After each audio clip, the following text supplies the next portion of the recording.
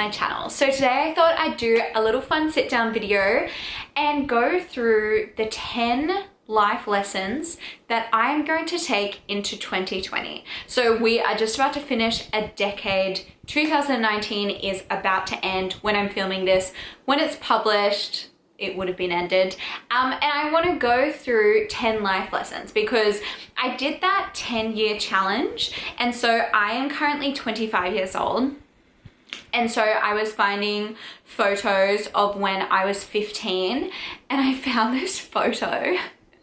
I'll put it here. And like, I think I was closer to 16. I was going to a Halloween party and this was a stage in high school where I was binge drinking most weekends. I actually kind of went through this weird stage where I actually started drinking and going out to parties when I was 14 to like 16, and then I stopped and was like really studious because I decided I wanted to get into law. So I did it really early, which is weird. So that's literally me at 15 years old. I don't know how my parents let me out of the house. Well, actually, I think they definitely didn't. I snuck out and got ready at a friend's house. And just like my mindset of who that girl was and who I am now, obviously is so different. It's 10 years, but it's just so funny because like at that stage in my life, I was like going out, going to parties. I didn't care about school. I only cared about like boys and really superficial things. Like you'll actually see in there, I'm wearing blue contacts, and I remember at that stage, like I really hated my brown eyes, and I was just so insecure and just really lost, and obviously very different now. And it made me think of talking about like these life lessons that I've learned from then to now and that I kind of live by. So let's get straight into it. I am going to make this video quite short and sharp and really to the point. But if you want something more long form, I did something similar on my podcast, the Rise and Conquer podcast. I will link it in the description. But let's get straight into it. Okay, so life lesson 1, very broad. You're gonna be like, oh yeah, but I live by this, and it is everything happens for a reason. If you guys don't really know my background, if you're new to my channel, I finished high school. I then got into university and studied law, finished that and did my PLT, got admitted as a lawyer. And like, just as I got admitted as a lawyer, I had a job opportunity and everything, and I quit that and I went off and did my own thing. I've started this podcast, I started a company with my brother, and we've done live events for the podcast, like all these different things, completely different to what I did at high school and uni. And I often get asked like if I ever regret, because that degree took me 6 years because I had to work full time towards this thing that I like didn't even end up doing. And I get asked about regret, and honestly I have no regret because everything that happened like through this 10 years has put me into the position of who I am today, and like I would not change a thing. So even I still use so many things, so many skills from, you know, when I was doing my law degree, when I worked in the law firm, like all these different things now. I use so many of those skills in my current life, and even just having the life experience of getting out of high school. I worked my whole way through uni. It's not like I got out of high school and straight into like making YouTube or anything like that. So lots of life skills, do not regret a thing, and everything happens for a reason, because I only decided that I wanted this literally 6 months before I quit. It's not like I had ever thought I would be doing anything that I'm doing now. So it all needed to happen. And you might currently be in a position where you're kind of like, something is happening, maybe it's not working out how you thought. And I really want to preface and say everything happens for a reason. Just because you can't see it now, I guarantee you'll look back and be like, okay, that happened for this reason. And it's kind of like trusting the process. Okay, so the next life lesson, and this is something because I think a lot of, I don't want to say kids, but like people my age, my generation, don't really understand this, and that is delayed gratification. So these days we have instant access to almost anything. So, you know, with our phones, we have instant access to people, to Uber Eats, to looking up something on the internet. And also I find like my generation, you know, if you want to go traveling, it's not like you actually have to save and wait and go traveling. Lots of people will like get a credit card or get a loan and they can go straight away. And I feel like that is kind of the way of instant gratification. Like, I want this now, I'm going to do it, opposed to really sort of sitting down, working for something, or sitting down, planning, working for something. And so, for example, during my law degree, I have memories of, you know, like I was 18, 19, all my friends were like going out, having fun. And I have these memories of like my best friend, she's a bit of a party animal. And she was like, you know, come on, just come out, like you'll be fine. And then like, I knew, you know, if I'm going out, I'm going out. I'm not gonna be doing uni the next day.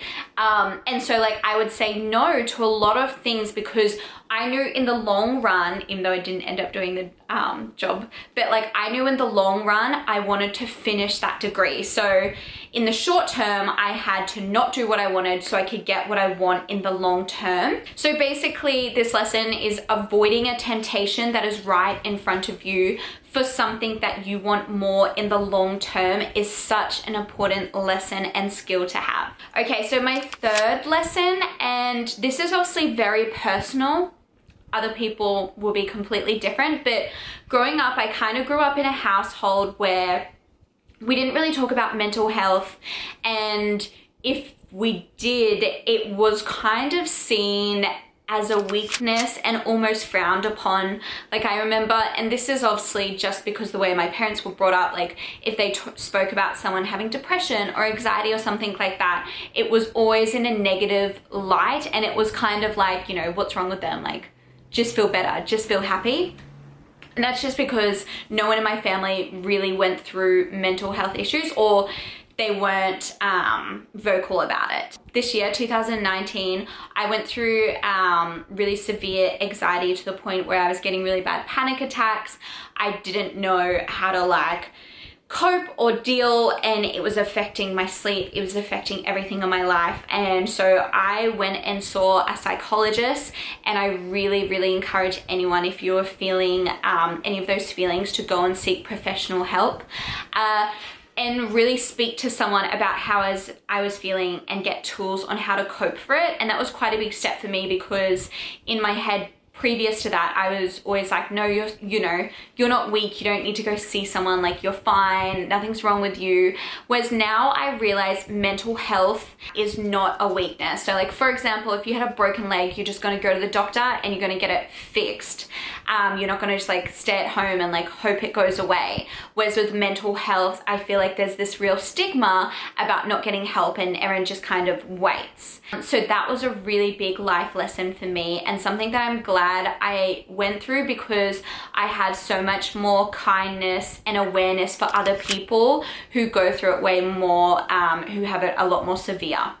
Okay, so my next life lesson, repeating the mantra, things happen for me, not to me. So probably previous to 2 years ago, I wouldn't say I had a negative mindset, but it's like, it wasn't positive. It was very kind of just layman, like, yeah, not negative, not positive. If good things happened, I remember I used to put things down to luck. Like if something good was happening, I was like, oh, that's lucky. And something switched about 2 years ago. I love my self-development. My dogs are running.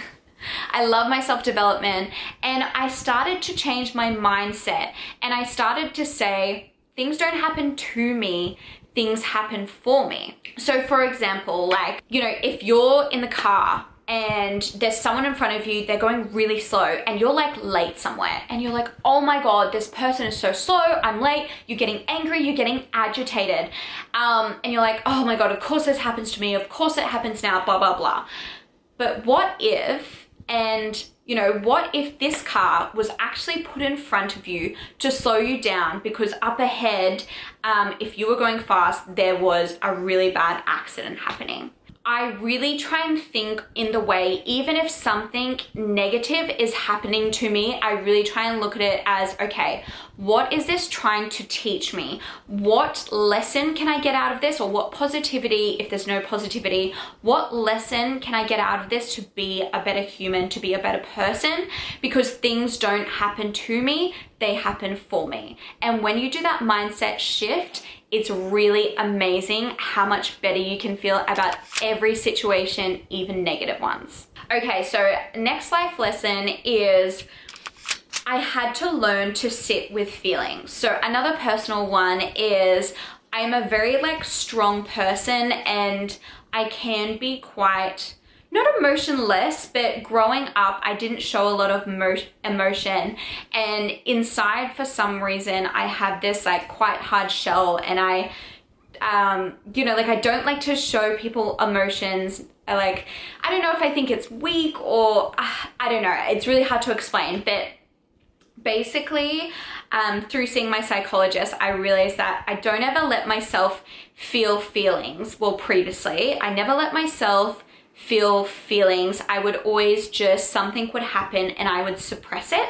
And so what was happening is I was suppressing a lot of emotion, and then therefore it was manifesting and coming out in different ways, like anxiety and negativity, and that sort of thing. So now, and it's so simple, but when something happens, whether, maybe you feel anxiety, maybe you feel really down and depressed, or, just really negative, or me and Tim have a fight, instead of trying to suppress the emotion and not feel it because that's uncomfortable, I sit with the emotion, and I sit there and I usually put my hand on my heart and I feel it, and I just feel it and I let it pass, and it usually takes 60 to 90 seconds, I think, to pass, and then it's done and I've felt the emotion and I'm not suppressing it, because when I was suppressing it, it was just coming up in different ways. So a big life lesson for me personally is to actually feel feelings. Simple, but wasn't doing it. Okay, the next life lesson was I realized habits are everything. Our habits, even the really tiny small ones, make up our life and make up who we are. And we have full, complete control of them. So many habits are just unconscious, you just do them. So when you start getting really aware and really critiquing and getting very particular about habits, you'll notice they make a massive impact. So something I've realized is when my morning routine is on point, and my morning routine involves stuff like meditation, journaling, coffee, essential oils, all these different things to get me in a great mindset, to shift my mindset if I'm a bad one, and really set myself up to feel clear on what I need to do that day and to feel good. If that is on point, my day is amazing. If I don't do my morning routine, I will notice a difference. And so that is a habit.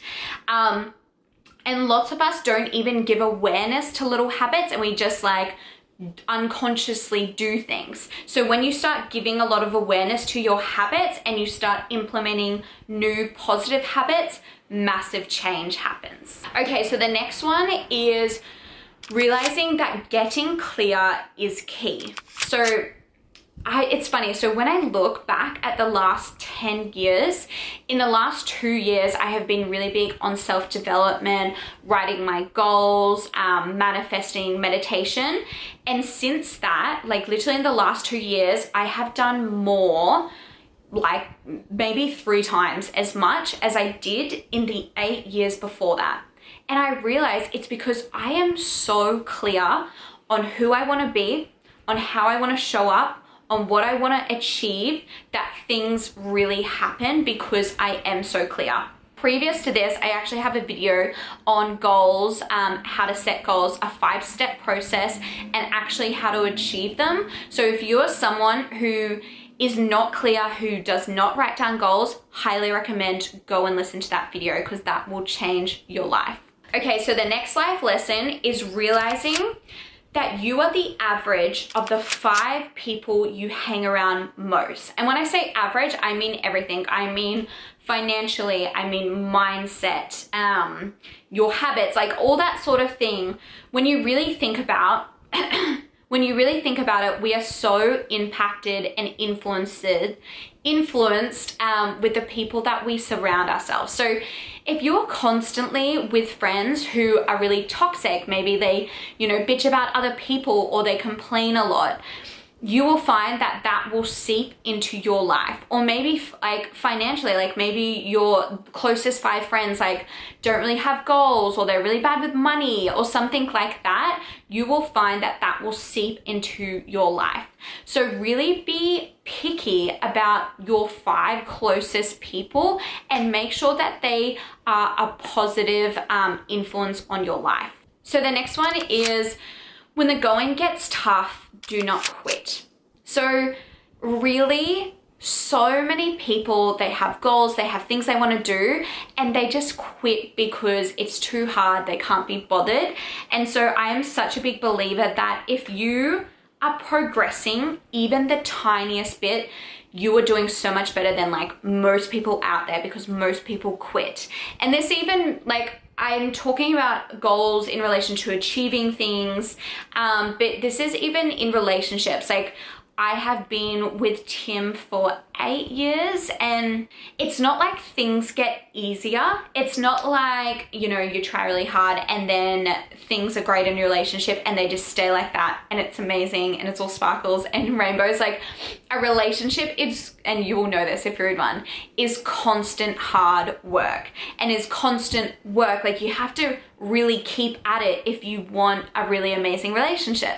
And so like, I've looked back and there's been like points in me and Tim's relationship where either me or him have almost been a bit lazy and just like can't be bothered to try, and it really affects the other person. So you then have to like put in the effort and you have to keep going. And that's like your goals, that's like your relationships, everything. Do not quit. Keep putting in effort. Even if it's a tiny progress, it is still progress. Okay, so last life lesson, and this is realizing that you like don't care if others don't like you. You just have to like you. Like I was saying, that picture of when I was 15, I cared so much about what other people thought of me, who they thought I was. I would dress a certain way and look a certain way because I wanted to impress other people. Like, I really cared what other people were doing and what they thought of me. And when you do that, you're always trying to prove something to other people. And if you're doing stuff